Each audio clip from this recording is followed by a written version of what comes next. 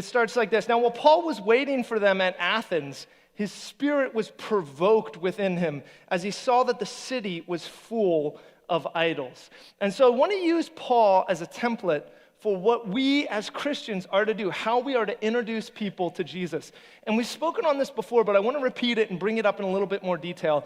And it is this: as folks who are tasked, are commissioned to bring and introduce people to Jesus, I want to give you a helpful way of thinking through this, and that is that we are to go, see, feel, and do. Go, see, feel, and do. Go, see, feel, and do. And we're going to look at how Paul does each one of these things and how we as Christians can do each one of these things. So first, go. Paul goes to Athens, and if you've been reading through the scriptures, you know that he's on a missionary furlough there. He just got run out of the last town he was in, so basically he's taken a few minutes of rest. He's waiting for his missionary friends to show up in Athens. He's just in Athens, not particularly on mission necessarily. He's just walking through Athens. He's going into Athens. And Athens is, at this point, the epicenter of culture in the ancient world. And what is culture?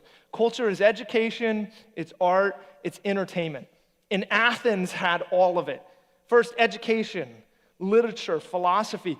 Athens was the birthplace of democracy, the home of the greatest philosophers the world has ever known, like Socrates and Plato. 2,000 years later, in our philosophy classes, we're still reading these guys. We're studying their writings, their philosophies, their speeches. Athens is the epicenter of philosophy. It is the epicenter of art and technology and science and medicine and architecture. If you study art history, classical Greek art is still marveled at even today for its symmetry and its order and its perspective and proportion and its design, whether it was the pottery, the sculpture, the drawings, the paintings, the architecture itself.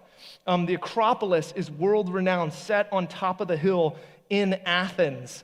And the Parthenon, which was a temple of worship to all the different Greek gods, is probably the most famous and statistically the most visited monument in the entire world even today.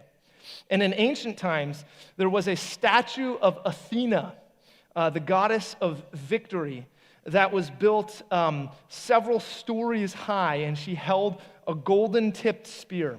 And it was said in the ancient world that on a clear day, you could be 40 miles out sailing into Athens, and you could see the glint